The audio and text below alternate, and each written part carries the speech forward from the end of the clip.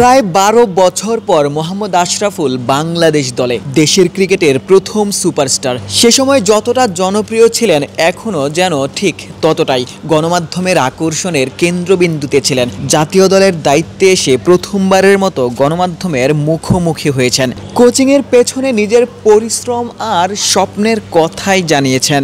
উলুল ভাই আমাকে ফোন দিয়ে বলেছিলেন যে লেভেল 3 একটা কোর্স হবে, তুই চলে আয়। তো আমি নিজের খরচেই গেলাম এবং লেভেল 3 কোচিং কোর্সটা করলাম। সবারই একটা মানুষের স্বপ্ন থাকে যে বাংলাদেশের হয়ে কাজ করার। যেহেতু আমি ক্রিকেটের মানুষ, আমার একটা অপরচুনিটি এসেছে। আর টিমটাকে দেখতে চাই অবশ্যই। যখন খেলতাম তখনও দেখতাম যে একটা ভালো জায়গায় ওয়ার্ল্ড চ্যাম্পিয়ন হব, ভালো কিছু করব। আমাদের যে টিম, যে প্লেয়ার সবাই কিন্তু খুব ট্যালেন্টেড এবং পারফর্ম করে। হয়তোবা 2 ম্যাচ 3 ম্যাচ পর পরই সেটাই কিভাবে ধারাবাহিকভাবে আমি করতে পারিনি আমার লাইফে, তারা কিভাবে করবে সেই জিনিসটাই আমি শেয়ার করার চেষ্টা করব।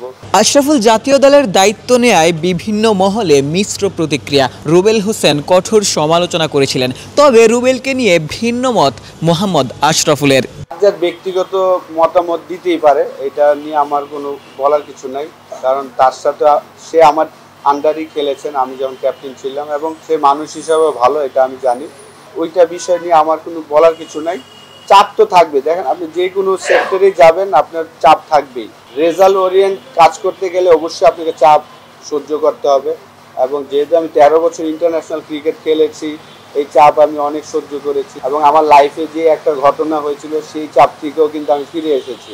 তো এই বিষয় নিয়ে আমি আসলে এত ওয়ারিড না।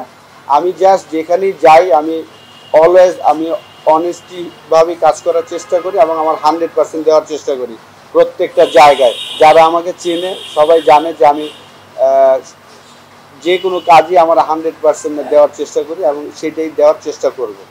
আশরাফুল চাপ সামলানোর কথাই বলছিলেন। জাতীয় দলে ক্রিকেটারদের চাপটাই বরং বেশি থাকে বলে মত দিয়েছেন মোহাম্মদ আশরাফুল। তবে দল পারফর্ম করতে না পারলে কোচদেরও সমালোচনা হয়। দেশসেরা কোচ মোহাম্মদ সালাউদ্দিনের যেমনটা হয়েছে। সমালোচনা মাথায় নিয়েই সালাউদ্দিন পদত্যাগ করেছেন। আশরাফুলের ক্ষেত্রেও এমনটা হতেই পারে। তবে সমর্থকদের রয়ে সয়ে সমালোচনার আহ্বান জানিয়েছেন দেশের ক্রিকেটের প্রথম সুপারস্টার।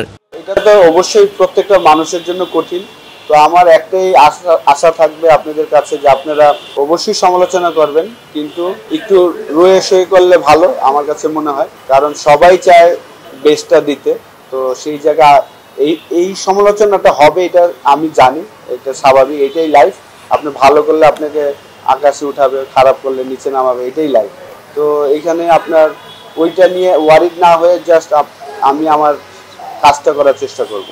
আশিক সারোয়ার, নিউজ 24।